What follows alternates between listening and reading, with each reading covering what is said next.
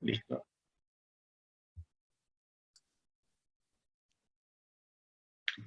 Bueno, empezamos entonces el último de los encuentros de los 25 años de esta pequeña celebración, de los 25 años de Medusario.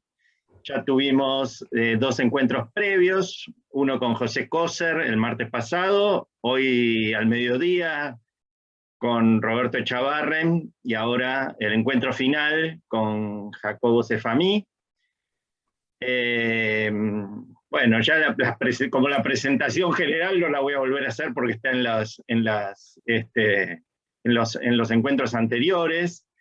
Bueno, es una alegría y un gusto haber compartido los encuentros previos con José y con Roberto, y ahora este último con Jacobo, a quien agradecemos la presencia y la predisposición a estar acá y estar un ratito charlando con nosotros.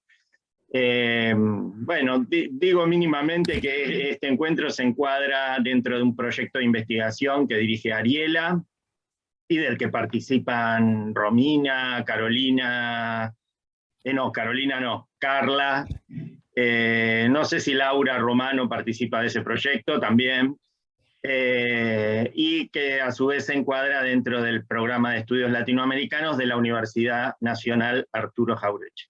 Bueno, Ariela, te paso la palabra a vos. Bueno, gracias Martín. Bueno, también integran el proyecto de investigación Cecilia Perna y Virginia Roffo, ¿no? Y bueno, María Laura Romano, la que nombraste, Carla y Romina, por supuesto, ¿no?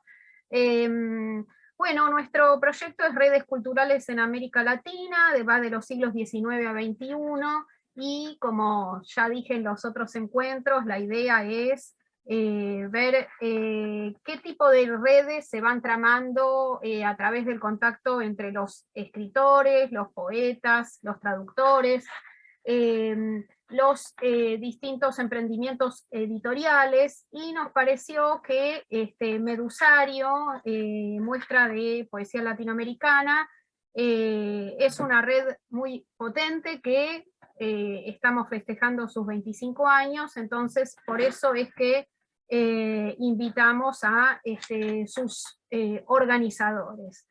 En el encuentro anterior estuvimos hablando con Roberto Echavarren porque, bueno, Medusario parte de 2 emprendimientos anteriores, Caribe Trasplatino, de Néstor Perlonger, y Trasplantinos, muestra de poesía rioplatense, compaginada por Roberto Echavarren, y entonces Medusario surge en 1996, retomando estos emprendimientos previos, ¿no? Bueno, voy a presentar a Jacobo Sefamí. Estudió la licenciatura en Letras Hispánicas en la Escuela Nacional de Estudios Profesionales de Acatlán, de la Universidad Nacional Autónoma de México, y se doctoró en la Universidad de Texas en Austin. Trabajó como profesor en New York University, y hoy en día es profesor de literatura latinoamericana en la Universidad de California, Irving, y director de la Escuela de Español de Verano de Midbury College, que nos estaba comentando cómo era eso, ¿no? Fue también editor de la revista Mexican Studies, Estudios Mexicanos, y editor de poesía mexicana para el Handbook of Latin American Studies. Obtuvo la beca DAD de Alemania y fue profesor en la Universidad de Bochum. Ahí hay algo con Alemania, ¿no? Porque Roberto Echavarren también bueno, fue traductor de Nietzsche en alemán, hay algo ahí, ¿no?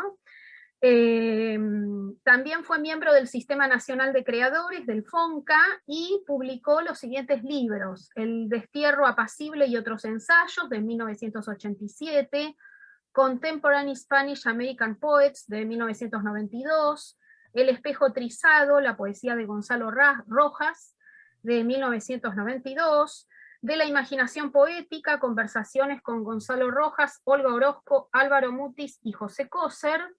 Ese libro es de 1996 y en 2003 sale una edición aumentada que incluye consideraciones sobre la obra de Enrique Molina y David Huerta. Bueno,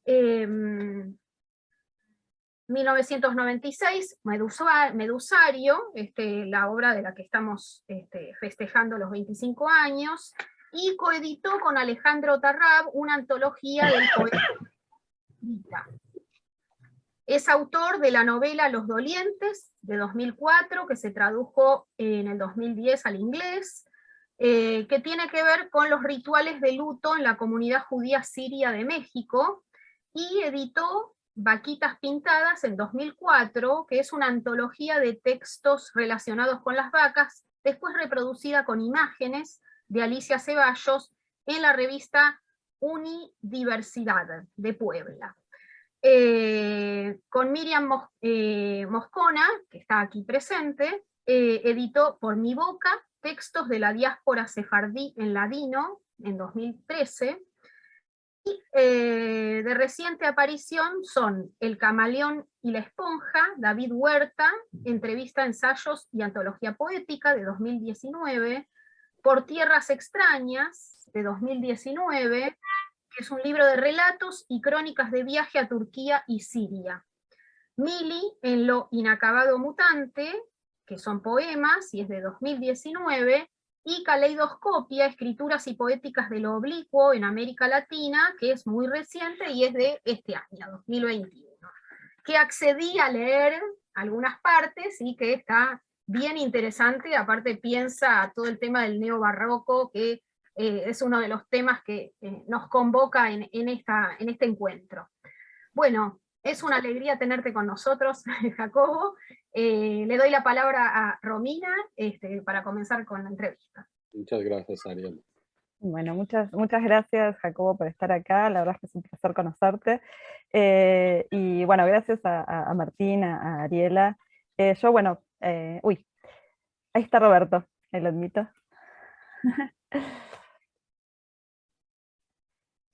Bueno, gracias a mi equipo, a Carolina, digamos. Un poco, yo ahora voy a comentar algunas cosas de Medusario, que ya las comenté, pero bueno, me interesa remarcar, digamos, que Medusario es una muestra, digamos, que pone en escena, digamos, toda una serie de escrituras en un momento en el que, bueno,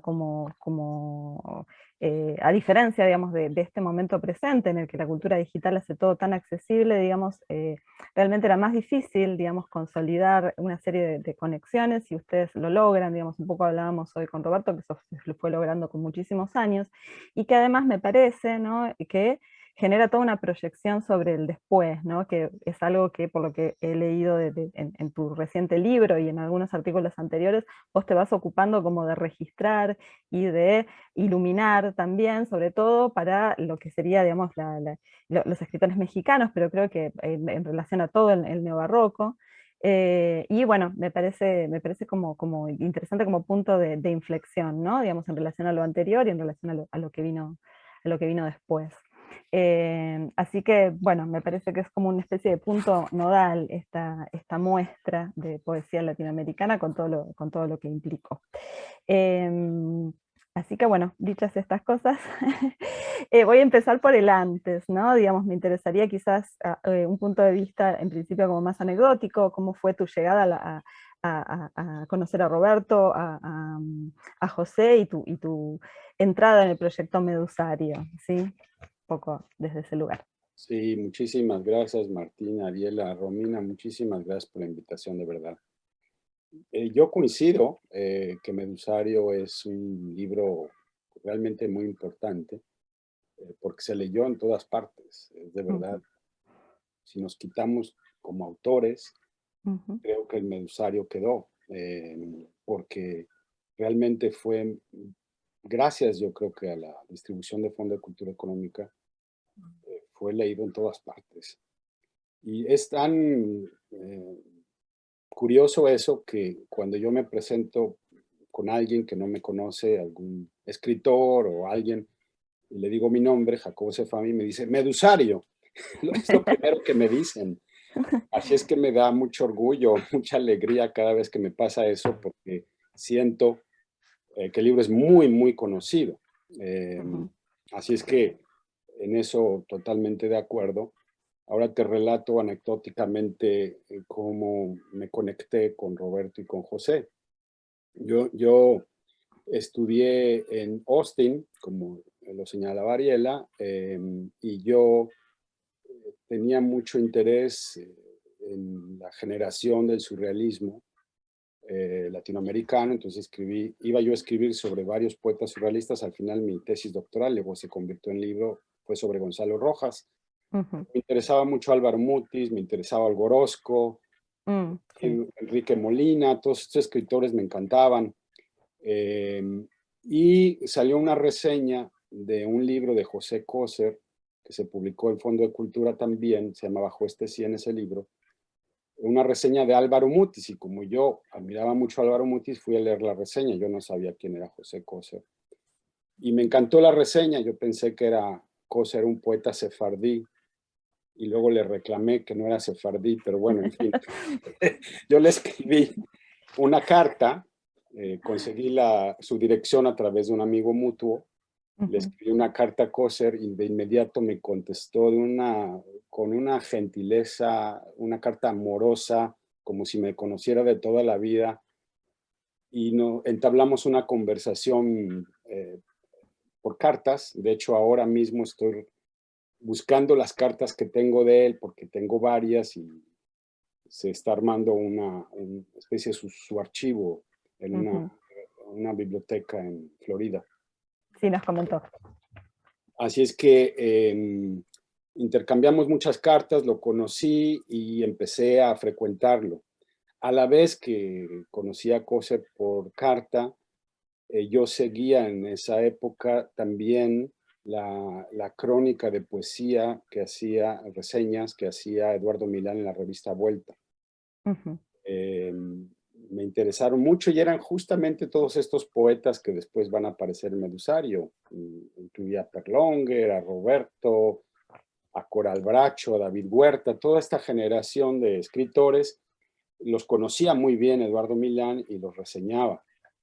Así es que yo me entusiasmé muchísimo con esta poesía y dije, bueno, después de estos poetas mayores del surrealismo, pues quizá eso es lo que más me interesaba.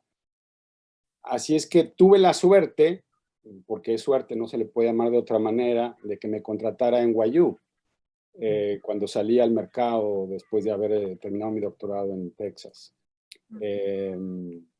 Fueron azares del destino, son muchas circunstancias y bueno, sería demasiado largo contar cómo llegué a NYU, pero llegué a NYU, es lo que cuenta. ¿En qué años estamos hablando? El 89. Yo estudié mi doctorado del 84 al 89 y en el 89 llego a Nueva York, a la Universidad de Nueva York, y me asignaron un departamento pues en el Village, ahí mismo. Roberto vivía 3 edificios, a una calle de mi casa prácticamente, claro. Y Coser vivía en Queens. Así es que me instalé en Nueva York. Roberto fue mi colega, es decir, llegué y una de las primeras personas que conocí al llegar a Nueva York fue a Roberto. Nos hicimos amigos de inmediato. Él, también en las reseñas de Eduardo Milán, Eduardo tuvo la gentileza de incluir mi libro El destierro apacible, lo reseñó también. Entonces yo llegaba con buenas cartas, digamos así, porque Eduardo Milán me había reseñado, así es que pues fantástico, yo estaba muy contento. Conocí ya en persona a Coser, a su mujer, y nos hicimos muy amigos. Y después, un poquito más adelante, no de inmediato, bueno, salieron los libros que mencionaste, Caribe Transplatino de Perlonger y la muestra de Transplatinos de Chavarren. Los vimos con efusividad y llegó un editor amigo de Coser, un editor a Nueva York que se llama Antonio López Ortega, poeta, escritor venezolano, y Antonio vino a mi casa. No estaba en esa época, en ese momento en la casa Roberto, pero vino con Coser, cenamos en mi casa y después de esa cena me dijo, bueno, ¿por qué no hacemos una antología de poesía latinoamericana? Al saber que yo me gustaba mucho la poesía latinoamericana, así es que dije, sí, me parece muy buena idea, pero déjame hablarlo con Roberto y con Coser. Lo hablamos y entonces pensamos entonces en la posibilidad de hacer una muestra mucho mayor que las que habían hecho Perlonger y Echavarren, hacerla latinoamericana y restringirla al neobarroco. Entonces le contesté a Antonio, le propuse hacer esta muestra más grande. Le dije que no sería una antología, sino una muestra, y que incluiría un espectro mucho más grande. A finales del 91 él me contestó que le interesaba muchísimo. La idea era publicarla a través de Monte Ávila Editores. Yo publiqué mi libro de entrevistas en Monte Ávila. Y resultó que él me propuso una editorial que él dirigía en esa época que se llama Alfadil Ediciones. ¿Alfadila? Alfadil. Alfadil. También tenía una colección, creo que ya terminó, que se llama Pequeña Venecia, donde se publicó, por cierto, un libro de Perlonger también ahí. Pequeña Venecia, tal cual. Él dirigía esa colección también. Como suele suceder con las editoriales, fracasó la posibilidad de publicarlo ni en Monte Ávila ni en Alfadil. Alfadil creo que fracasó económicamente y no podía seguir. Así es que Coser, que era muy amigo de Castañón, bueno, yo también lo era, le propusimos el libro a Fondo de Cultura. No fue tan fácil como parece. Medusario hoy, pues yo creo que no hay dudas del libro, pero en ese momento no era un libro que digamos que estuvieran ansiosos de publicar, porque un tipo de poesía mucho más compleja. Así es que dijeron que ese libro se debería de publicar en Fondo, pero en Argentina, no en México. Así es que el libro lo mandaron, bueno, lo primero lo terminamos, luego te puedo contar de cómo procedimos, pero bueno, terminamos, se mandó a Buenos Aires, a Fondo de Buenos Aires, se hizo la tipografía allí, pero después otra vez fracaso económico en Argentina, no lo podemos publicar. Y sí, a principios de los 90, claro. Sí, esto es en 93, por ahí 94, se cancela la publicación en Fondo y Adolfo Castañón volvió a hacer Salvavidas. Es un gran amigo, lo queremos mucho. Volvió a hacer Salvavidas y dijo, bueno, lo publicamos en México. Así es que finalmente salió en México, pero la trayectoria de la publicación no fue fácil. Esa muestra la empezamos a trabajar en inicios del 92, para darles una idea, y yo creo que ya para el 93 estaba terminada. Así es que se tardó unos 3 años en salir. Ese es más o menos el espectro anecdótico de cómo surgió el libro. Bien, nosotros hoy con Roberto hablábamos un poco de o sea, obviamente esto me decís de 3 años en un momento en donde quizás hay que tipear, digamos, los trabajos y seleccionar y corregir de una manera analógica, ¿no? Digamos, me parece que, bueno, es un tiempo como razonable, pero una de las cosas que decía Roberto es que, bueno, en realidad se fue armando como muchísimo antes en la relación con los libros, que es un poco lo que vos me contás de las reseñas en las revistas y cómo vos fuiste como conociendo a los poetas, etc. Perdona. Y sí, tuve sí. la oportunidad de viajar a Argentina, a Chile y a Uruguay en el año 92. Entonces, conocí a varios de los poetas y bueno, con Reinaldo Jiménez fuimos a Último Reino, me llevé. Les cuento una anécdota otra vez para reír, porque a mí me gusta reírme. Es que me fui a Argentina, me dio un montón de libros, después me fui a Uruguay, a Chile, llevaba la maleta llena de libros. Entonces, me fui en buquebús de Montevideo a Buenos Aires y llego a Buenos Aires y me dice el de aduanas, usted va a tener que pagar por por meter tantos libros. Le digo, pero si yo soy extranjero, yo ni vivo aquí, porque me va a cobrar a mí, no sé, permisos. Me dice, no, es que usted es vendedor de libros. Le digo, no, no soy ningún vendedor de libros. Y entonces nos pusimos a pelear en la aduana. Entonces le dije, mire, llame al supervisor porque me estoy volviendo loco. ¿Por qué me van a querer cobrar si yo me voy a llevar estos libros a Estados Unidos? Y entonces llegó el supervisor y me dijo, bueno, ¿de qué son los libros? Y le digo, son libros de poemas. Dice, ¡ah! Vaya, pase, pase. Es una anécdota chistosa porque... Nos sigue pasando en el Buquebús. Yo que bueno. me llevo y traigo libros de poesía. En fin, es una anécdota precisamente porque en esa época yo estaba muy entusiasmado y llevaba yo alteros y alteros de libros de poemas, así es que me familiaricé bastante con lo que había, sobre todo con el Cono Sur, porque bueno, yo al ser mexicano estaba más familiarizado con lo que pasaba en México. Pero bueno, esa es una de las anécdotas, pero tiene toda la razón Roberto, que esto se viene gestando desde mucho antes, claro. En cuanto a la selección de los autores, digamos, ¿vos participaste en alguna medida o, bueno, qué Sí, sucedió ahí? ya todos trajimos nombres. ¿Coincidieron? Tú puedes ver en la página inicial que hay una lista de nombres que no están en la muestra, Sí.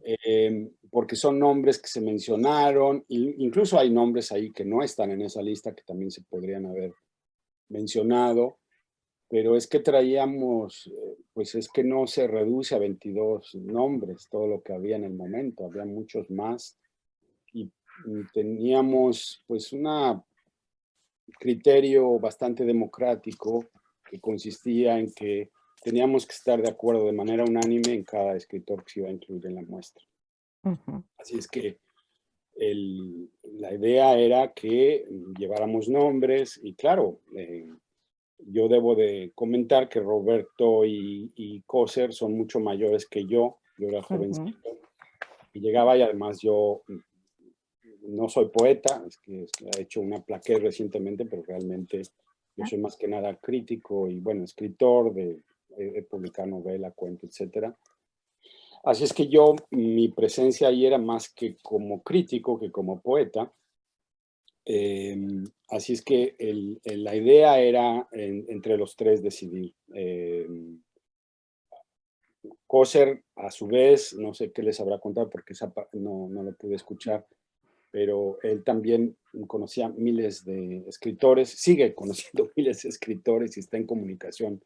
Y aunque no había email, había cartas. Y yo creo que el archivo de Coser va a estar buenísimo porque él se correspondió y se corresponde con muchísima gente. Ahora con el email no sé cómo sea la labor de archivo para los correo electrónico, pero él conocía también muchísima gente.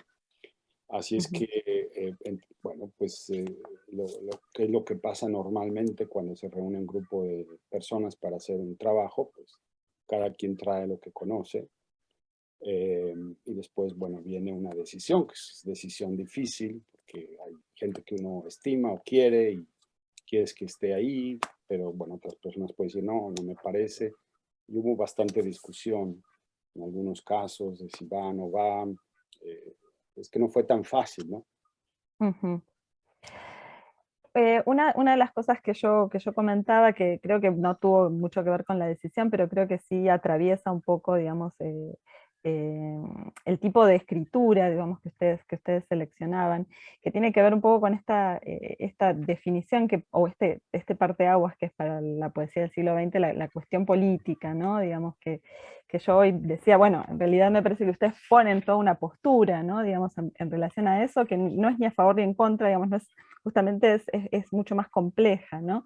Pero me gustaría saber, digamos, entre ustedes, cómo se manejó esa discusión, digamos, y bueno, después, hacia afuera, qué ocurrió con esa discusión, digamos, política. Me refiero al socialismo, a Cuba, digamos. Sí, no, lo teníamos muy claro, es decir, tienes todos los poetas comprometidos políticamente que hacen poesía más doctrinaria, clara, conversacional, Tienes, bueno, desde Canto General, Ernesto Cardenal, toda la generación, Roberto Fernández Retamar, toda esa generación de poetas que les interesaba, sobre todo, yo creo, un lenguaje directo, contestatario, pero directo y más achatado. Yo lo pondría así, un poco menos denso, menos elaborado, porque la idea es llegar más al lector, ¿no? Una poesía mucho más sencilla. En el caso de Cardenal es una poesía narrativa que te va contando todo. Y yo creo que los tres lo teníamos muy claro, que no era lo que queríamos hacer en esa muestra, sino siguiendo con la línea digamos, de cuestionamiento de poder, porque eso no se quita de ninguna manera. Son escritores muy comprometidos. Pero no nos interesaba ese lenguaje directo, ese lenguaje, ¿qué palabra es? Adoctrinario, o sea, que quiere hacer doctrina, ¿no? Es una palabra que usa Roberto en su prólogo. Sí, vos de hecho en algún momento mencionás como que el barroco es para estos autores una especie de mecanismo como de elisión de algunas de estas presiones, ¿no? Digamos, no sé si para vos es como una estructura, digamos, para Medusario o no, o hasta qué punto. Sí, sí, o sea, es de que tienes la poesía que dominaba completamente el panorama, esa era, ¿no? Hay otras líneas poéticas también estaban presentes, qué sé yo, estaban otros escritores que no acababan de encajar tampoco en esa línea política, pero lo que dominaba era eso. Pero entonces empiezas a ver estos escritores, quizá un poco más jóvenes que los otros, porque los otros son, digamos, de una generación que empieza a surgir en los 50, 60, 70, pero es lo que dominaba. Así es que la alternativa de Medusario es que presenta un tipo de escritura muy diferente, muy alternativa, mucho más compleja, y yo creo que por eso tuvo éxito Medusario, porque la gente le encantó esa manera diferente de experiencia poética, ¿no? De escritura. Entonces, o sea, vos sentís que la reacción, digamos, a ese tipo de escritura fue en todos lados, digamos, te llegaron como buenas reacciones, digamos, no hubo Mira que reacciones contrarias. no, hubo una reseña que nos criticaron, que dijeron que no había ni pies ni cabeza. Víctor Manuel Mendiola, que era amigo de Chavarren, el editor del Tucán, recuerdo que escribió una reseña y dijo, esto no tiene ni pies ni cabeza, que es neobarroco, que no sé qué, nos cuestionó. Está bien, o sea, yo creo que vale la pena que la gente critique, pero no sé hasta qué punto hubo reacciones en contra. Lo que sí sé es que tuvo muchas reacciones positivas, pero esto es anecdótico, no lo puedo comprobar. Es decir, gente que conozco y que les encanta Medusario, incluso actualmente hay gente gente joven que me dice, oye, quiero conseguir Medusario, no lo consigo, sobre todo no en el río, no en el sur, no en el cono sur, porque ahí sí creo que a través de RIL, pero en otras partes no se puede conseguir el libro.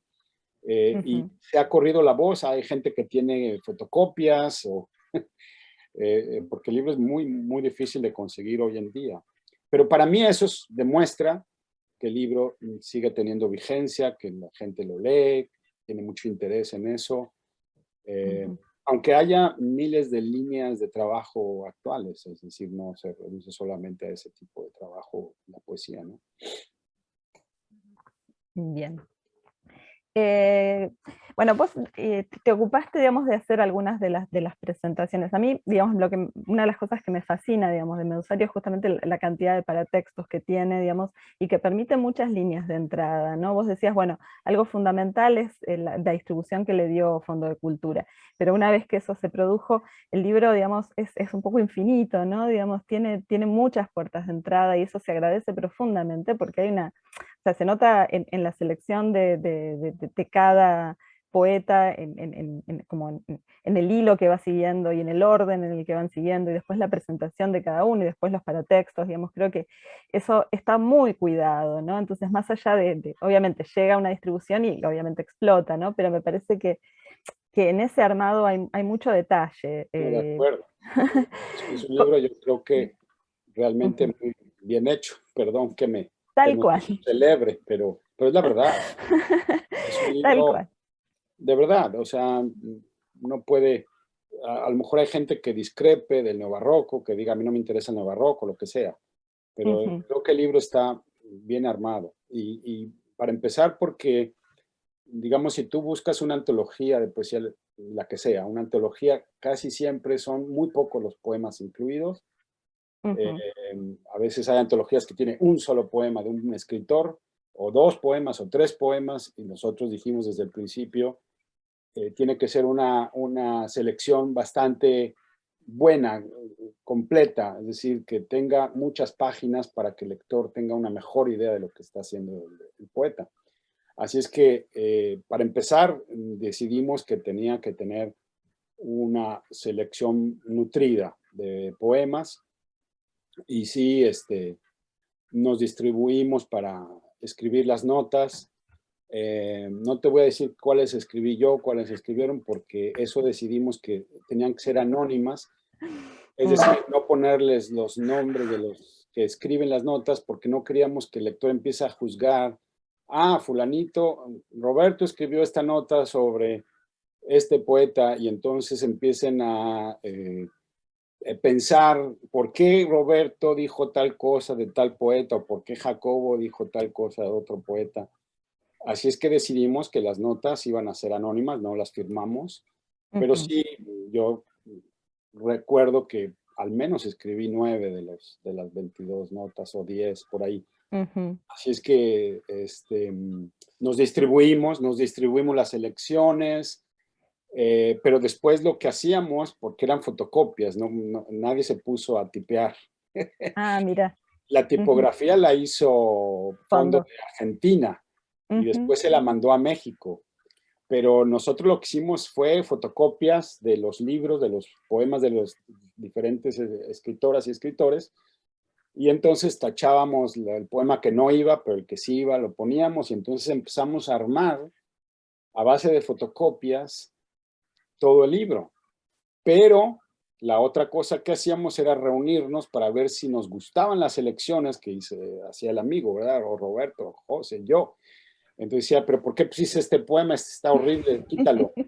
O sea, nos poníamos a pelear para ver qué poemas tenían que ir, no solo qué poetas, sino qué poemas había que seleccionar.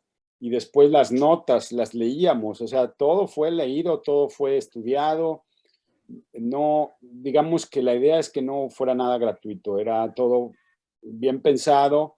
Incluso otra de las cosas que a lo mejor hay gente que no lo nota, es que el orden en que aparecen los poetas también es neobarroco, rizomático, digámoslo así. Es decir, no queríamos poner orden por país o por fecha de nacimiento. Muchas antologías aparece, bueno, secuencia, empieza con el poeta nacido tal fecha, sigue el que sigue. Nosotros no, decidimos que sí había un liminar que es Lezama Lima, porque es como el aura de esta muestra, pero después las secuencias fueron también determinadas por enlaces de imágenes o de poemas que se conectaban entre sí, entre un escritor y otro. Entonces, la liga era rizomática, te digo, como si una cosa condujera a otra. No es que hay... eso se nota, parece una especie de mix musical. Sí, bueno, que te lo agradezco, es bonita la imagen. Es tal Pero cual. sí, esa fue la idea. Entonces, yo decía, bueno, tal poeta va con y buscamos un poema que después se conectara con el poema inicial de la otra persona que seguía, ¿no? Entonces, también trabajamos ese aspecto, es decir, estaba cuidado también en ese aspecto.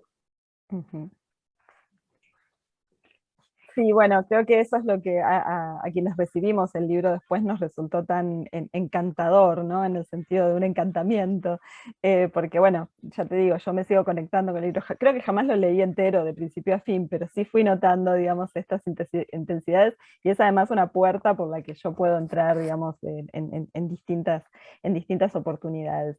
Que bueno, quizás esto nos lleva un poco a lo que pasa después, ¿no? Digamos que es algo que vos sí te dedicás como a estudiar y a pensar, ¿no? Digamos, que por un lado tiene que ver con la relación con el neobarroco, digamos, acá José un poco decía, bueno, yo soy neobarroco hasta cierto punto, porque él se posiciona como poeta, ¿no? Pero bueno, vos sos quien ha escrito recién ahora un poco de poesía, pero quien no publica obra, digamos, en Medusario, y que bueno, me parece que te dedicaste un poco a pensar qué pasó con el neobarroco y con el Medusario después de su publicación, que es un poco lo que te estaría preguntando ahora. Sí, mira, hay poetas incluidos en la muestra Ujú, que han declarado públicamente que no saben realmente por qué están ahí. ujú, Si yo no soy neobarroco, ¿por qué me pusieron ahí? O poetas como David Huerta, que me dicen, bueno, a lo mejor Incurable fue neobarroco, pero yo hago muchas cosas más. ujú, Así es que, o Mirko Lauer, que estaba hace un rato. Es sí, decir, que a veces incluso las elecciones son de la poesía neobarroca dentro de la obra de la poeta o el poeta, ¿no? ujú, Así es que, para empezar, eh, eh, es siempre un trabajo crítico, en este caso esta muestra, reduce o limita la capacidad de un escritor. O sea, yo pienso que yo soy profesor, ¿no? Entonces, si yo voy a dar una clase y digo, voy a incluir a fulana, fulano, fulano para una clase, yo ya estoy limitando mi repertorio, estoy limitando qué voy a leer y cómo lo voy a leer. Es decir, le estoy dando un marco, Marco. pero ese marco imposibilita, es una cárcel para el escritor, pues pongámoslo así. Es un escritor se va a enojar porque si es que yo soy mucho más que eso, Coser, por ejemplo, David Ujú, Huerta, Coral Bracho ahora hace otras cosas y bueno, muy respetable, que hagan lo que ellos quieran hacer.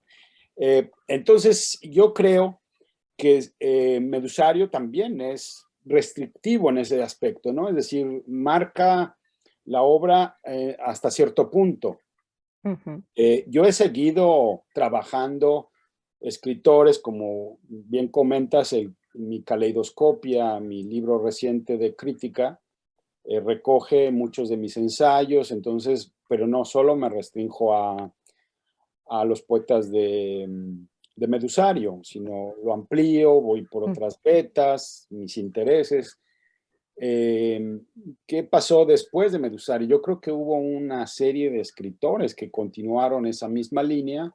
A lo mejor no se llaman neobarrocos, a lo mejor se llaman neovanguardistas o luego hay nombres chistosos que se han inventado para hablar del neobarroco. No, ahora no recuerdo. Barrococó, neoborroso. Barrococó, no, pero hay otros más recientes, Ujú, términos muy juguetones, ¿no? ujú, Eh, Así es que creo que aunque no tenga la misma denominación, es el mismo tipo de experiencia con el lenguaje que continúa de alguna manera la experiencia de los poetas anteriores, es decir, el trabajo experimental, el trabajo fónico, la densidad, la acumulación de metáforas, de incorporaciones, la intertextualidad con otros escritores, es decir, varias de las características del libro creo que se continúan de alguna manera en otros y otras poetas. Yo en Caleidoscopia, no porque sea nacionalista, sino porque es lo que después de Medusario hay una explosión de escritores, de muchísimos, y entonces en mi incapacidad de conocimiento de lo que está pasando en otras latitudes, me tuve que limitar a lo que conozco de poesía mexicana, porque no he podido mantenerme al día de lo que pasa en Argentina, en Uruguay, en Perú, en Cuba, etcétera, etcétera. Así es que ujú. en mi Caleidoscopia incluyo una selección, una crítica de algunos poetas del siglo XXI, muy interesantes en mi opinión y que de alguna manera o de otra se están conectando también con Medusario.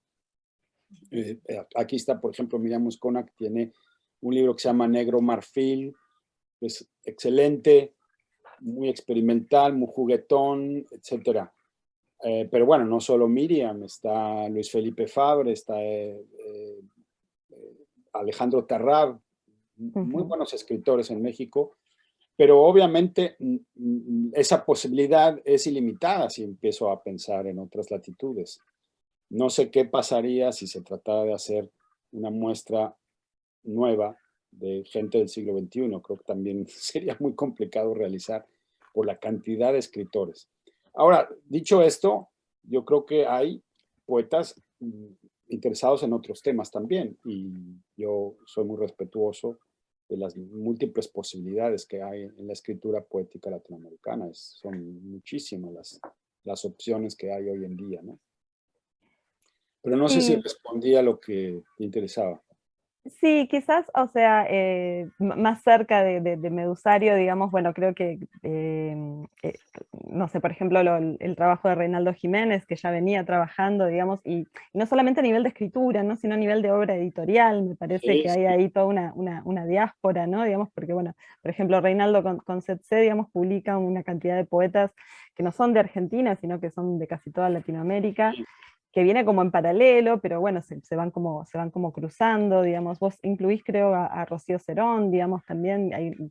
Yo conozco alguna serie de poetas de mexicanos que creo que los conozco un poco en función del trabajo de estos otros escritores que van haciendo como conexiones, ¿no? Como Mauricio Medo, sí, siempre hay opciones de proyectos que continúan esa misma línea, ¿no?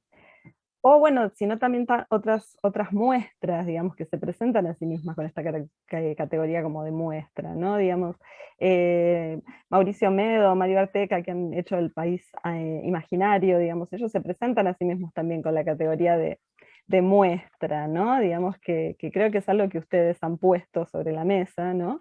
Y que permite una movilidad que va más allá como de otras herramientas críticas como más férreas, ¿no? Digamos.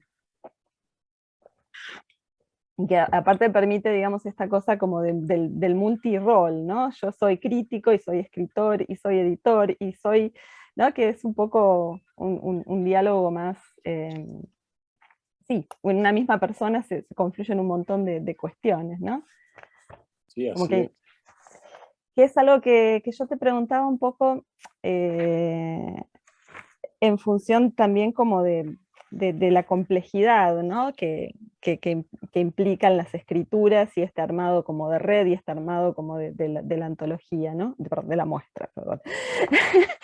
Esta como puesta en escena, ¿no? De todo lo que implica la lectura, ¿no? Que marca toda una serie de relaciones con lo que es lo institucional, ¿no? Porque va marcando, hay que tener una relación con un editor, hay que tener una mirada crítica, ¿no? Como que todo eso va armando lo que es un objeto tan grande, tan inasible como podría ser la poesía latinoamericana, ¿no? Y como que en algún punto Medusario pone al desnudo esas relaciones, y que quizás, yo te decía, otras miradas sobre la poesía que van más a la comunicacional, ocultan esas relaciones, ¿no? Tipo, yo escribo este poemita y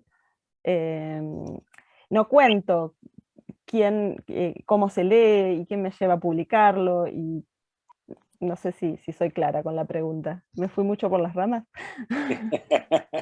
No, entiendo. Yo creo que hay bueno, la misma colección que está realizando Roberto, La Flauta Mágica, es fantástica. Y yo creo que hay pues, irradia, digamos, a partir de Medusario se irradian muchísimas cosas más, muchos proyectos, de modo que por esa razón también Medusario es importante, porque a partir de Medusario han surgido muchas cosas más. Es decir, los proyectos se han multiplicado. Así es que eso también es notorio en relación a lo que está sucediendo hoy en día. Pregunta que viene al Dale. caso. ¿Puedo intercalarla? Sí, por favor. Sí. Con esto que vos decías, Romina, que Medusario exhibe estos vínculos de cómo se arma la poesía latinoamericana, yo estaba mirando que, por ejemplo, en varios lugares de Medusario, en algunas presentaciones de los poetas, aparece nombrado Eduardo Milán, ¿no? Y que también en Caleidoscopia, Jacobo, vos le mostrás y lo que lo dijiste recién, que Vuelta fue importante, que vos leías esas críticas ahí. Entonces eso me llevó a pensar cómo en Medusario se exhibe, o sea, cómo se construye ese sistema de poesía latinoamericana a través del vínculo entre los poetas, los críticos, ¿no? Porque en varias presentaciones aparece Milán, con lo que dijo, con la crítica, lo que publicó. No sé, es la reflexión que...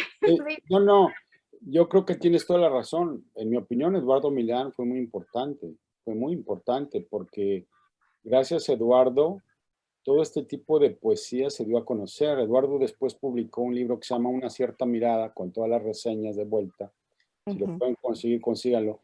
Pero además después siguió escribiendo ensayos. Eduardo es uno de los grandes poetas y críticos también. Y ha publicado ensayos en España, en el Cono Sur, no recuerdo ahora qué editorial de Argentina, pero ha publicado bastante también. Eduardo Milán es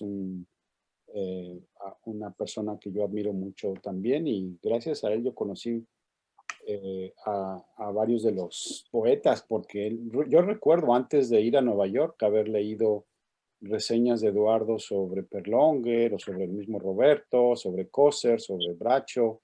Es decir que Eduardo Milán yo creo que sigue siendo un poeta y un crítico muy bueno, y que además se conectó de muchas maneras en el primer caso con Vuelta de Octavio Paz.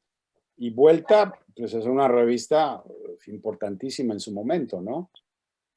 Y eso le da no solo fondo, sino Vuelta le da una difusión también a este tipo de escritura que no tenía, y que, según me contó en algún momento Eduardo Milán, tenía dificultades Eduardo Milán a veces con Octavio Paz, porque Octavio Paz no le gustaba ese tipo de poesía, ¿no? Así es que para salir, Eduardo me contó que él le puso una condición a Vuelta a Octavio Paz, de que él lo que publicara no se tocaba. Es decir, que él, si iba a escribir algo, no se lo podían tocar, y lo respetaron. Así es que, te repito, eso fue importante porque le dio una difusión, aunque no se conocieran los libros o no se pudieran adquirir. Es decir, Medusario logra que los poemas se puedan leer, porque, te digo, antes de eso yo, por ejemplo, leía las reseñas de Eduardo, pero no tenía los libros. Ya después en Nueva York, conociendo a Coser o a Roberto, logré conocer más algunos de esos libros de los que hablaba Eduardo. Pero por lo menos se conocía lo que estaban haciendo, y eso era muy importante. Claro, bueno, vos mencionás a Vuelta, el otro día José mencionó la editorial Último Reino acá en Argentina. Bien. Quizás estaría bueno que quizás si pudieras mencionar algunas de esas otras redes que estaban detrás, ¿no? Digamos, pues tenemos las dos muestras anteriores, aparece esta revista, aparece Último Reino. ¿Qué otras revistas o editoriales consideras que En su momento, fueron insumos? Sí. no sé, en su momento estaba Fernando Fernández con una revista que se llama Viceversa. Fernando escribió una tesis sobre Gerardo Denis y hizo una revista que tenía mucho interés en ese tipo de poesía. Estaba, a ver, déjame pensar qué más, de la parte de México, era la editorial La Máquina de Escribir, que era una editorial muy pequeña, donde empezaron a publicar Coral Bracho, David Huerta, Alberto Blanco, una serie de poetas en México. Después vino una editorial, ¿cómo se llama? A lo mejor Roberto se acuerda, una que está en Jalapa, Graffiti, que también empezó a publicar este tipo de literatura. José Homero era el editor. Es que la red era grande. Ahora no recuerdo más de esa época exactamente qué más había, pero sí, sin duda había Perdón, el Tucán de Virginia, el Tucán de Virginia en México. el Sí, Tucán de Víctor Manuel Mendiola, que lo habíamos comentado antes, Roberto, pero sí, el Tucán tenía interés en este tipo de escritura, así mismo. ujú.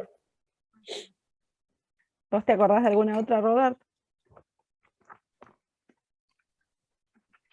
¿Estamos hablando de México? No, En general, de toda, de toda la red, digamos.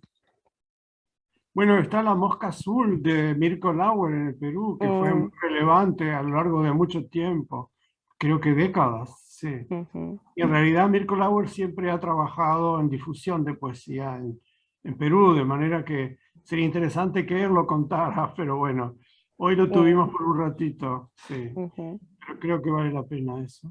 Sí.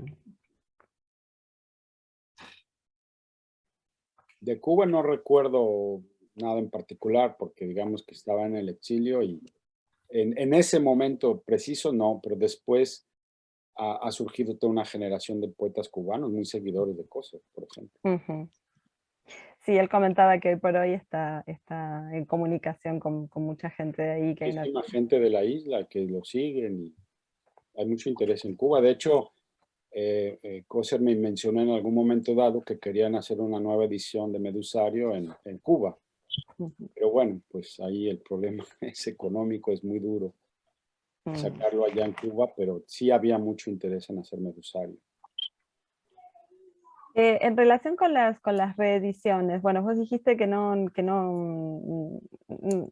hay ejemplares, o sea, que no se consiguen, digamos, ahora en las reediciones. La de fondo, no sé, la de Mansalva y la de Reel, creo que la de Reel hoy en día es la que más se puede conseguir. No Claro, sé. yo tenía alguna idea de que en España estaba circulando, o que al menos les Sí. había ofrecido como un momento, digamos, de nueva circulación en España, y que eso era como bastante novedoso, ¿no? Sí, Porque... mira, te puedo comentar al respecto que tengo un amigo poeta español, también amigo de Coser, que se llama Francisco Laina, Paco Laina, Ujú. y Paco Laina me dijo que Medusario está teniendo una emergencia en España, debido a la edición de Reel. Reel es chilena, pero también tiene distribución en España.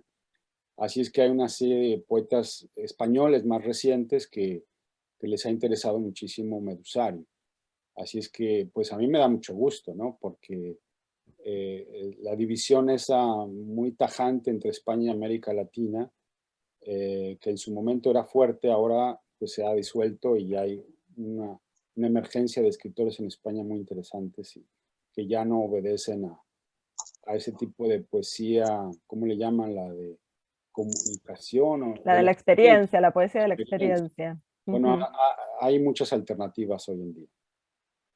Qué bueno. Todavía no llegan, pero qué bueno. Bueno, no sé vos si tenías alguna otra pregunta particular, vos, Ariel. A mí me gustaría, bueno, conversar un poco más sobre eh, qué implicó para vos, digamos, todo esto, y, bueno, cuáles son las ramificaciones para vos como crítico, digamos, del trabajo con Medusario. Obviamente, bueno, trabajaste sobre un montón de autores Sí, mexicanos, pero bueno, ¿qué más? bueno, para mí en lo personal es un motivo de gran satisfacción haber participado en esa muestra. Te digo, mucho orgullo, me da mucha alegría que cada vez que me presento me digan Medusario, eh, porque eso es muestra de que el trabajo es muy respetado. Entonces siempre es un motivo de orgullo. Y pues digo, como te digo, he seguido escribiendo crítica y bueno, para mí es como un eje de lo que me interesa como crítico. Así es que, pues, en fin, no, digamos, no ha parado ese interés en ese tipo de poesía, ahora pues bifurcado en poetas más jóvenes que me interesan. Eh, y ahí, bueno, yo sigo también con otros temas, porque no solo me restrinjo a lo de Medusario. Hace un Ujú. rato hablábamos de la selección que hice con Miriam Moscona de poesía en ladino. que también pusimos para textos, es decir, pusimos entradas a cada uno de los escritores incluidos, etc. Pero lamentablemente, te repito, lo paradójico, por ejemplo, de Por mi boca, que se publicó en el 2013, es que se publicó en una editorial comercial, en Lumen, pero solo salió en México. Entonces es un libro que a mí me da rabia, le digo a Miriam, porque no tuvo circulación fuera de México, y al ser editorial comercial tiene una duración de aproximadamente 6-8 meses en librerías y después desaparece el libro, que es lo que sucede con muchos libros en editoriales comerciales. Entonces yo me digo a mis adentros, ojalá esa misma antología que hicimos hubiera aparecido en Fondo, o una editorial que no se muera el libro tan rápido. Es decir, el libro estaba en los aeropuertos y en todas partes cuando salió, pero después de 6 meses desaparece. Te digo, por fortuna, Medusario no tuvo esa suerte.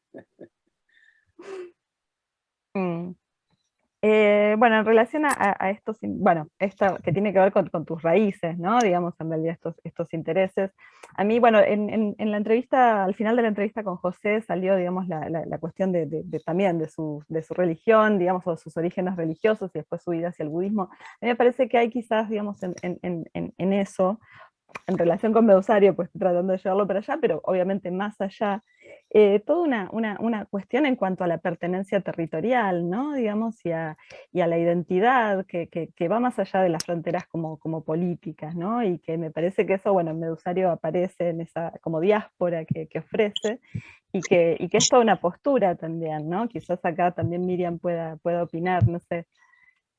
Sí, no, yo creo que somos seres transhumantes, nos cambiamos de lugar, estuvimos en Nueva York, ahora yo estoy en California, ustedes están en otras partes, creo que es lo que toca hoy. De hecho, pues Por mi boca es la diáspora sefardí. Yo acabo de publicar ahora un libro de crónicas y de relatos que se llama Por tierras extrañas, porque son relatos que van a Estados Unidos, a España, o sea, diferentes regiones donde he vivido, y que van en una búsqueda falsa de la identidad, porque uno nunca llega a encontrar nada, pero bueno, la cosa difuminada de las naciones es muy presente en Medusario, y yo creo que muchos de nosotros nos sentimos identificados con que no es una sola cosa la pertenencia, son múltiples, ¿no? Y así yo me siento también. Yo soy judío, mexicano, árabe, turco, ahora gringo, o sea, soy todo. Me encanta tener esa multiplicidad de posibilidades de asignarme a dónde pertenezco a 1000 cosas. Y en relación a Por mi boca, textos de la diáspora sefardí en ladino, ahí ustedes rescataron textos de autores que escribían en ladino. Sí, bueno, es una muestra muy restringida a muy pocas muestras, porque, para serte franco, cuando empezamos a hacer el trabajo de investigación, Miriam y yo, encontramos muchísima literatura escrita en judeo-español o en ladino, pero estaba llena de clichés, es decir, poesía mala, en nuestra opinión, no tenía la calidad que queríamos. Entonces tuvimos que restringirnos a muy pocos nombres. Entonces comienza con la Biblia de Ferrara, es un texto muy antiguo, sigue con el Meam Loés, que es una especie de enciclopedia talmúdica escrita en judeo-español. Entonces hicimos una selección de ahí, hicimos una selección de la Biblia de Ferrara, que es como uno de los primeros textos de la diáspora en el siglo XVI, pero luego ya seleccionamos de 4 escritores, nada más, es decir, es una selección pequeña en cuanto a nombres, pero grande en cuanto a contenido. Así es que, bueno, ahí creo que está una carta de Marcel Cohen a Antonio Saura, que es una belleza de carta, es una hermosísima carta en ladino, Está Juan Gelman y el libro Divashu, es un hermosísimo libro de Juan Gelman escrito en judeo-español. Está Denise León, una poeta argentina del norte, que también escribe en judeo-español. ¿Y quién más me falta, Miriam? Clarice Nikoisky. Clarice Nikoisky, que es una poeta, digamos, francesa de origen bosnio, sefardí. Había muchas poetas más, muchos escritores más. Conseguí yo a través de préstamo interbibliotecario, que es otra de las ventajas de vivir en Estados Unidos, puedes conseguir lo que quieras. Y conseguí como 40 libros, no sé cuántos, pero al final no nos convencía a Miriam y a mí. Bueno. Me parece súper interesante como este imperativo como de calidad, ¿no? Digamos, me parece como súper interesante. Creo que es algo... Y eso rigió en Medusario, es decir, no se podía incluir nada que no nos gustara, es decir, que fuera de buena calidad. Podrían ser amigos, pero si no nos convencía la poesía, pues no. Ahora en tu libro, ahora el reciente, Caleidoscopia, hablas de la noción de lo oblicuo, ¿no? Para considerar a estos poetas neobarrocos. Bueno, yo lo leí, pero los demás me parece que no. Romina y yo lo leímos. ¿No querés comentar un poco esto? Que tiene mucho, viene a cuento con esto de... Sí, porque bueno, la idea de Medusario es que estábamos tratando de evitar el lenguaje directo, el lenguaje en muchas ocasiones conversacional y directo, ¿no? Que trata de decir no oblicuamente. Entonces lo oblicuo, me parece que el concepto del oblicuo sí ilustra bastante bien cómo se genera la poesía, cómo se irradia la poesía, ¿no? Nunca te va a decir la cosa recta, ¿no? Desde el examen en adelante, es decir, que creo que es un concepto que puede ayudar a entender. Aparte de lo rizoma o del devenir de Deleuze, la idea del pliegue, es decir, hay ciertos conceptos teóricos que también ayudarían a comprender este tipo de poesía, ¿no? Sí, que están incluidos en el Medusario, porque Perlonger en el prólogo incluye, digamos, toda esta visión desde Deleuze. Claro, Roberto, Perlonger, todos ellos ya han estado trabajando. Los poetas de Medusario están muy conectados con Tel Quel, es decir, con este tipo de filosofía que apareció antes. Coral Bracho, por ejemplo, tradujo Rizoma de Deleuze y Guattari. Lo mira qué publicó detalle. en la revista de la Universidad de México, se publicó el texto de Coral Bracho. David Huerta también era un poeta deleuziano, hizo selecciones de Lezama Lima, el mismo David Huerta. Otro poeta incluido es el poeta José Carlos Becerra de Tabasco, México, que también era lezamiano. Hay cartas de Lezama con José Carlos Becerra. Es decir, las redes de conexión del tipo de poesía ya estaban muy dadas, ¿no? Con los poetas de Orígenes y con, bueno, sí, esto. Claro. En un momento José trajo esta referencia quizás a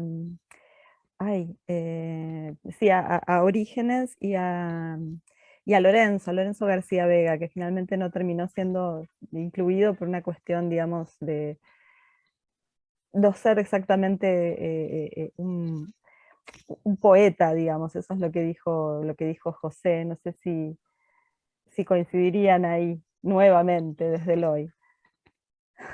Yo no recuerdo haber discutido Lorenzo García Vega. A Lorenzo García Vega, no. No recuerdo, la verdad. Pero estaban en diálogo igual con él. No, sí, claro. Hay poetas que están en claro conecte. Te repito, si buscas la página inicial de Medusario, hay una serie de nombres que aparecen ahí que estaban en conecte con Medusario, que a lo mejor hubiera sido bueno hacer una muestra B y meter a varios de estos escritores que son valiosos también.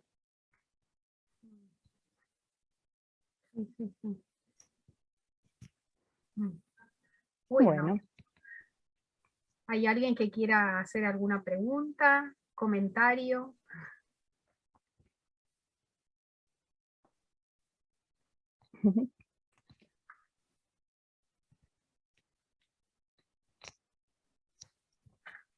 Perdón, en relación a García Vega, creo que también hay una cuestión cronológica, porque en definitiva el criterio era, digamos, creo que la persona mayor era Marosa di Giorgio, pero es alguien que nació en los 30, y García Vega es muy anterior a todo eso, ¿no? De una cuestión generacional. Está Marosa de qué, no recuerdo de qué año Es del es. año 32, aunque a ella no le gustaba que dijeran eso. Y de hecho el Medusario ¿Cuál? me dijo que si yo ponía la edad, ella no Te participaba. mataba. Sí. Entonces, de hecho, no está la edad de Marosa. Pero Mm. era la persona mayor dentro del grupo de las que están en el libro. Porque está Quiere Gerardo decir que García Vega ya era más como un contemporáneo de Lezama, pertenecía a otra camada, era otra cosa, ¿no?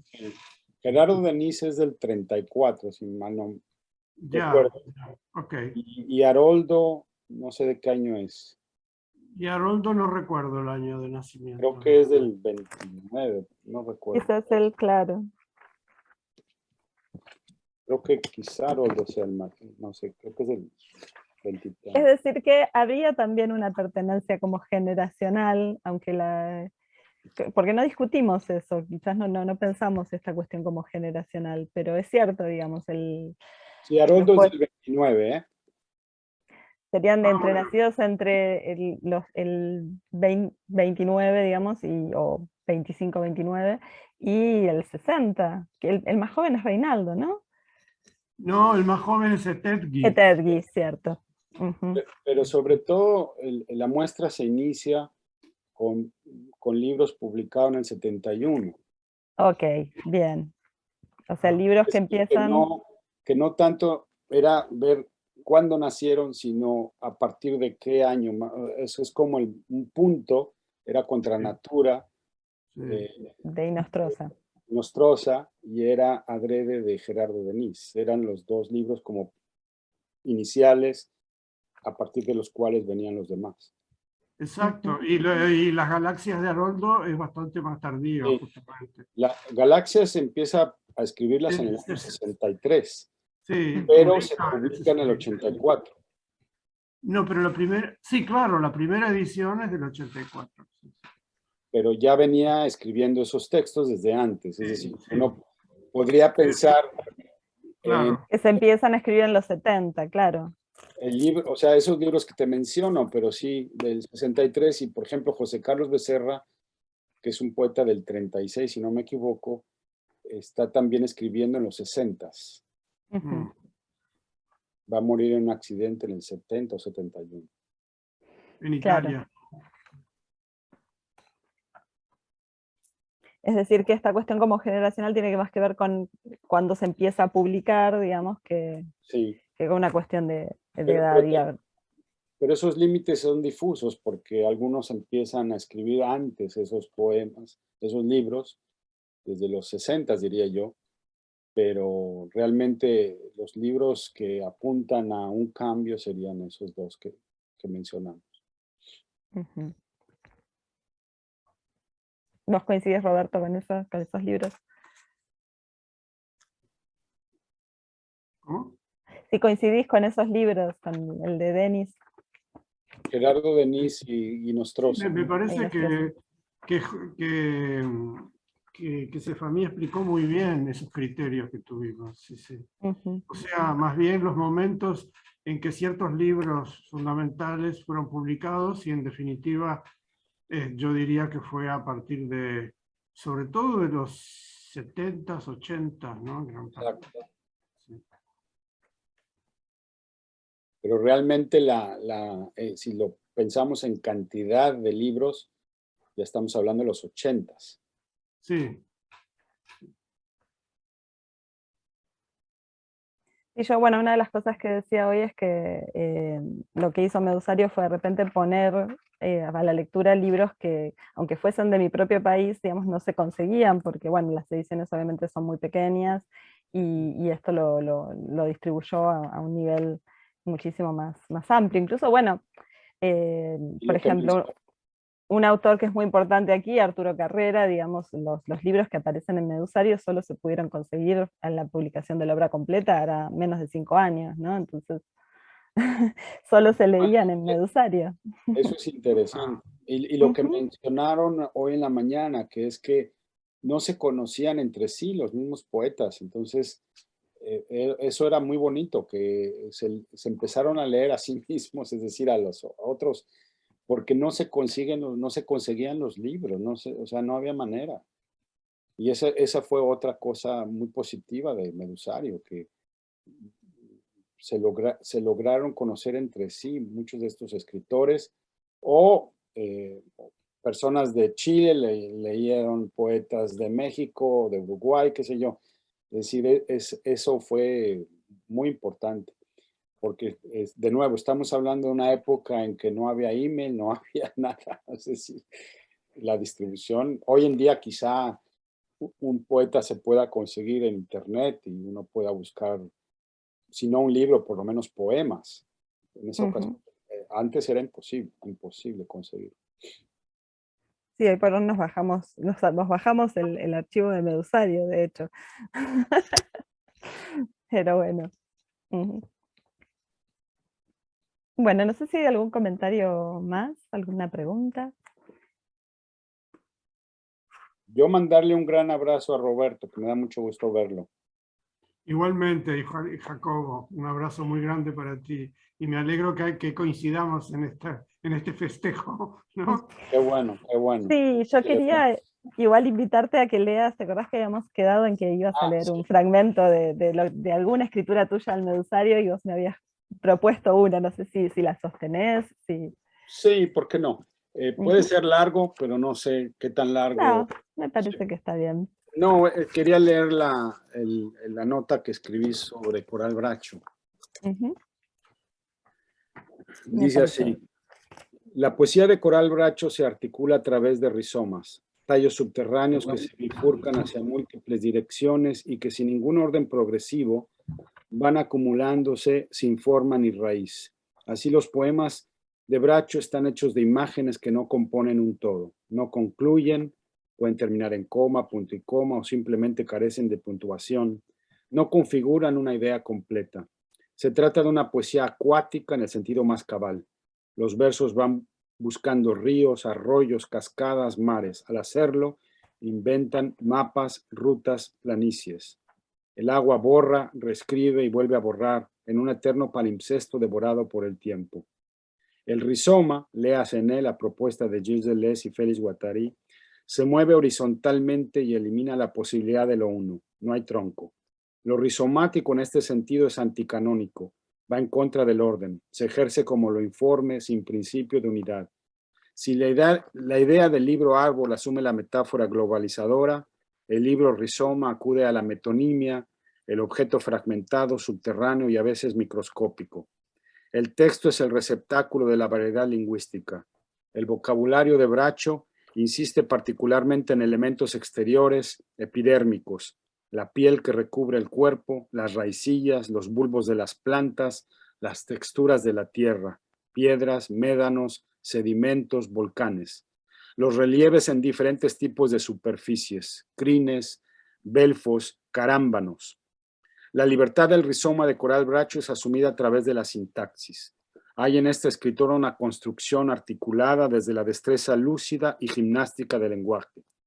Hay puntas de fuga, asociaciones derivativas de los significantes, vueltas semánticas. El deseo es el motor principal en la producción de imágenes. Corresponde a una visión empalmada con lo húmedo o acuático. El lenguaje es el destello líquido que se escurre en la planicie, que es la página.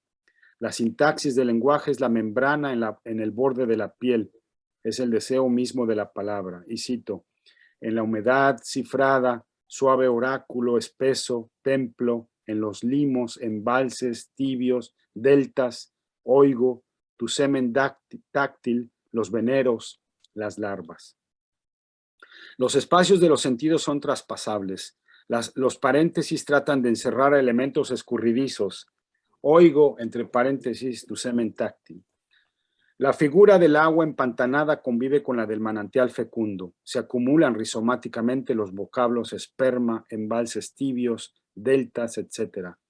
Frente al canon erótico que remite a una visualización global del goce de los cuerpos, en donde prevalecen muslos, senos, partes del rostro, cabello, órganos sexuales, aquí se representa un regocijo con el líquido seminal que recorre el cuerpo del texto.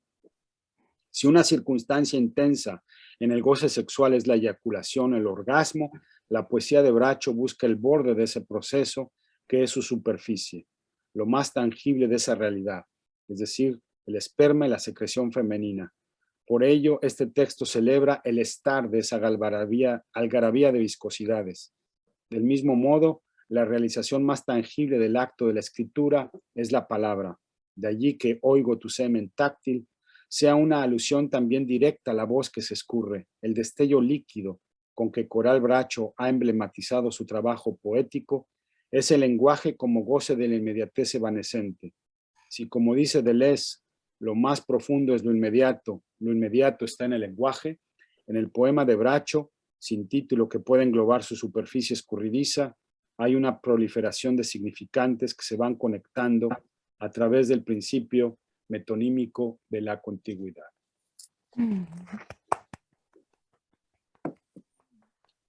Qué lindo que hayas leído esto, porque bueno, me parece que aparece, ¿no?, toda esta continuidad entre lo que es la crítica y la poesía, y que es tan hermosa del libro que crearon, ¿no? Digamos, creo que se nota, más allá de las imágenes particulares de Coral, me parece que este tipo de entradas representa a la vez todo el libro, ¿no? Dale, Ariela, perdón, yo me entusiasmo. No se te escucha, estás muteada. Para no hacer ruido me muteé, me olvidé que me había muteado. Lo que leías recién yo relacionaba con lo que leí en Caleidoscopia, donde estableces vínculos entre poetas modernos y poetas neobarrocos, Casal y Perlonger, Delmira y Coral Bracho.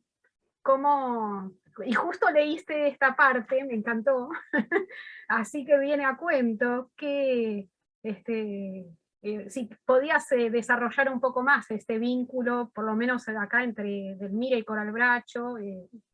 Sí, es que antes Roberto hablaba del modernismo. Yo creo que el neobarroco se conecta muchísimo con el modernismo. Digamos que Rey Reisig, Delmira Agustín y Lugones son poetas que fueron muy, Darío, fueron muy leídos y muy seguidos. El mismo Perlonger habla también de eso. Así es que las conexiones, en mi opinión, son muy claras. El mismo Mirko Lauer, en Sobrevivir, hace conexiones con Julián del Casal y a la vez con Lezama Lima, y eso es una especie como doble, triple relación en que una cosa te lleva a otra, que te lleva a otra, que te lleva a otra. Es decir, el juego de correspondencias, o el juego de metáforas que vienen de otros escritores, que vienen como préstamos, pero que son incorporados, ¿no? En las intertextualidades de los neobarrocos es muy importante. Entonces yo creo que más que pensar en la posibilidad de plagio, lo que hay es una especie de parentesco, de contigüidad escritural, que viene de un poeta, viene a otro, a otro, a otro. Entonces la secuencia puede ser infinita, es decir, puedes conectarte con muchas cosas más. Yo estoy seguro que Roberto u otros poetas se conectan con muchas escrituras al hacer la propia, o se reapropian de muchas escrituras también, ¿no? Así es que creo que esas conexiones, por lo menos para mí, son muy buenas y claras. Es decir, no, la gente puede decir, bueno, ¿de dónde vienen los neobarrocos? ¿Vienen de la nada? O sea, no, al contrario.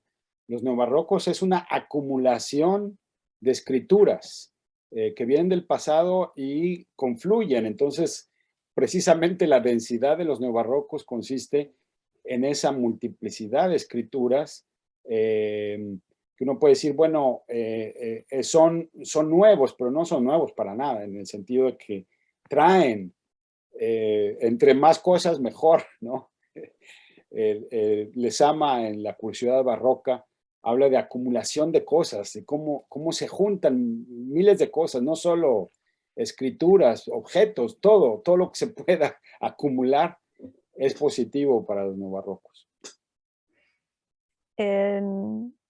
Perdón, me hiciste pensar, estoy pensando así en voz alta, si digo alguna pavada, discúlpenme, pero no, no hablamos, o sea, hoy cuando hablábamos con Roberto hablábamos de que, bueno, que una identidad no era, digamos, un lugar como de llegada posible, pero de todas maneras, con todo lo que escucho, incluso con el poema que leyó hoy Roberto, digamos, y la mención en cierta medida a la conquista, digamos, a mí me parece que hay algo que es eminentemente americano, latinoamericano, y de hecho Medusario es una muestra de poesía latinoamericana que nos ofrece algún tipo de identidad, aunque sea una identidad herida, una identidad deforme y múltiple, ¿no? Digamos, ¿cómo te identificás vos con eso y vos, Roberto, con esa, ya que estamos todos aquí, con esa identidad tan lábil, pero que creo que trae la herida de la conquista de alguna manera, ¿o no? Haroldo en uno de sus textos que se llama De la razón antropofágica, habla de que la literatura americana surgió a la no infancia. Adulta con Juana Inés, tal cual, es hermoso. Entonces comienza con el barroco, es decir, dice no tuvo infancia, es curioso, ¿no? La percepción. Pero yo creo que es el fenómeno de la contraconquista, de la contraescritura de que habla Lezama. Es decir, es un fenómeno americano. En ese sentido, pues sí, yo creo que sí, aunque sin duda está la conexión con el barroco español histórico, Góngora, etcétera, pero la escritura americana surge como barroca, entonces esa conexión con la contrarreforma, con la contraescritura a partir de Sor Juana está muy clara, ¿no? Los ensayos de Lezama son, en La curiosidad americana, son muy elocuentes al respecto. No sé, Roberto, ¿qué opinas tú de eso?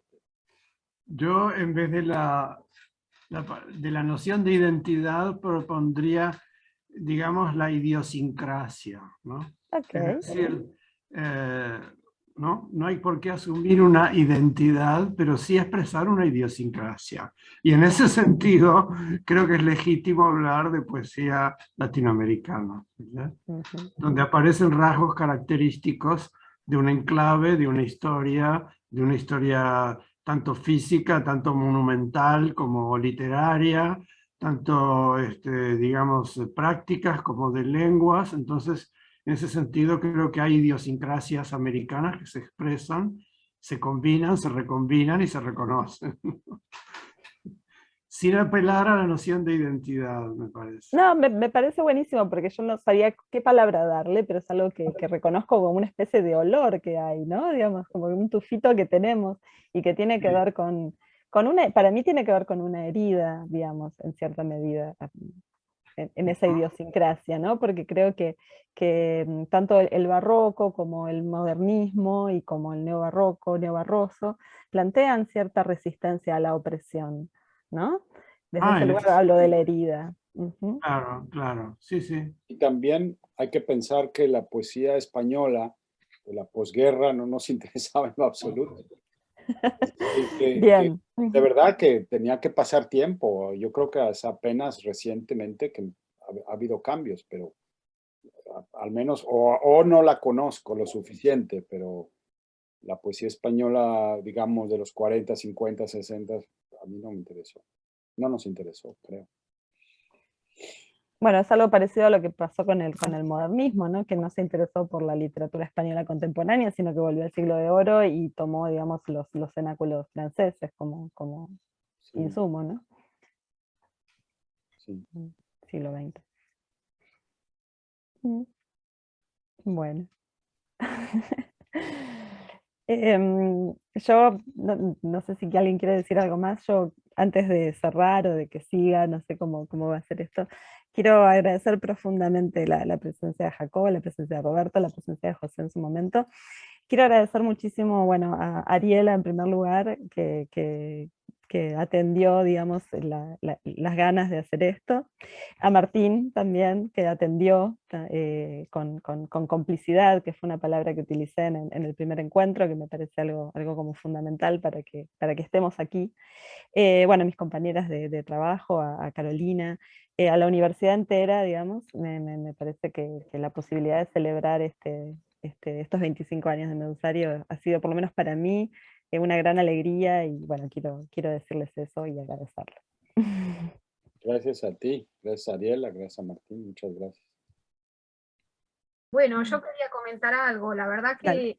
nuestro proyecto Redes Culturales en América Latina es amplio, como ya les dije, abarca de los siglos XIX a XXI. Cuando nos lo aprobaron, a mí me agarró un poco de miedito, porque 3 siglos y cada una trabaja un subtema, un subproblema diferente. El desafío iba a ser cómo articular todo esto, y la verdad que con lo que vamos haciendo en el proyecto veo que empiezan a haber vasos comunicantes, cuestión que era cierto, solo era ponerse a trabajar y que surgieran cosas. Y la verdad que estas 3 entrevistas, el motor de todo esto es y fue Romina, así que te agradezco, Romina, y a Jacobo, Roberto y José, porque la verdad que en las 3 charlas surgieron, tuvimos conversaciones muy, muy interesantes, de cuestiones que yo desconocía, así que me alegra hacer el esfuerzo de salir de mis temas, que hace mucho que trabajo, y ponerlos en diálogo con toda esta cuestión del neobarroco. Trabajé y trabajo hace mucho tiempo el modernismo, o sea que cuando encontré todos estos vínculos con el modernismo, me alegré, y enseñamos también muchos de los que estamos así acá barroco. Entonces a través de la poesía y de la crítica, bueno, aparecen estos vasos comunicantes, así que agradezco por esta posibilidad, ¿no?, de abrir a las lecturas, a Martín, a Carolina, al equipo, a Adriana y a la UNAG, ¿no? Así que, bueno, quería decir eso. Bueno, no sé si alguien más quiere agregar algo. Bueno, y si no, muy lindo, creo que salió todo muy bien, que todo funcionó. Además que siempre tenemos el temor de que nos falle la técnica, ¿no? La parte técnica, y eso anduvo bien también. Y bueno, fue un gran gusto haber compartido este espacio con ustedes 3 y con todos los compañeros de la universidad. Y bueno, esto me pareció muy importante, eso que planteaba Romina también, ¿no? Como recién, respecto de esta cuestión de la identidad latinoamericana, que estuvo sobrevolando todo el tiempo las charlas, de algún modo. Y bueno, yo cuando, por ahí me voy un poco, pero cuando Jacobo planteaba la cuestión del barroco, me parece que hay, bueno, un crítico de los años 40 y más, que es Mariano Picón Salas, que él acuña una categoría, ¿no?, que es la de barroco de Indias, cómo se empieza ese barroco que viene de algún modo como categoría trasplantado, como elemento trasplantado, empieza a adquirir ciertos elementos propios del espacio latinoamericano, ¿no? Y a convivir con pintores y con artesanos, y ahí empieza a producirse una cierta fusión, que es la palabra que usa Picón Salas. Cómo eso, bueno, hasta el día de hoy no ha terminado de algún modo, ¿no? Y ese proceso continúa. Entonces, uno podría pensar esa idea de lo latinoamericano como algo que está en permanente transformación y en permanente proceso, ¿no? Un proceso que no ha concluido desde ya, ¿no? Como, digo, son como 2 modos de verlo, ¿no? Uno es ir a buscarlo como ciertas posturas esencialistas que van a buscar esa idea de lo latinoamericano en un pasado remoto, ¿no? Donde habría como una piedra intocable, ¿no? Donde está esa esencia pura, y otra es verlo como una perspectiva a futuro, ¿no? Esa suerte de utopía por ahí que está en un futuro y que nunca se termina de alcanzar, ¿no? Bueno, eso simplemente. Buenísimo. Es un debate, es tema de debate. Es un debate, tal cual, tal cual. Haz de cuenta, yo pienso que cuando fue André Breton a México y declaró que México es surrealista por excelencia, y dijo en su flora, en su fauna, México es surrealista, etcétera. Pero después Alejo Carpentier en un ensayito pequeño del año 76 también habla de ese fenómeno de lo latinoamericano como barroco. Y entonces de repente empezó a haber abuso de la palabra barroco para todo. Y eso a Sarduy y a Lezama también les creaba reacciones. Bueno, Lezama anteriormente había declarado en referencia a Eugenio Dors que era una exacerbación, decir, a tal grado era que todo era barroco, y dice, bueno, la tierra es clásica y el mar barroco. Y se burlaba Lezama de eso. Y Sarduy apunta en su ensayo sobre el neobarroco a estrategias discursivas más que a decir la naturaleza americana es barroca, etcétera. Totalmente, claro. Así es que bueno, es tema interesante de debate. Sí.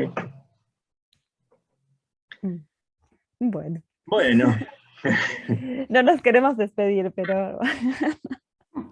No, muchísimas gracias. Yo creo que Medusario se lo merece, no tanto yo, o sea, Medusario el libro, creo que sí es muy importante, así es que les agradezco, bueno, Roberto lo habrá hecho también y Coser, pues les agradezco mucho la oportunidad de hablar sobre Medusario, porque realmente es un motivo de orgullo y de alegría pensar en 25 años y que no se ha muerto el libro, que sigue vigente. Muchas gracias. Tal cual. Bueno, salud. Bueno. Copas imaginarias, pero salud. Hasta luego. Hasta luego, muchas gracias.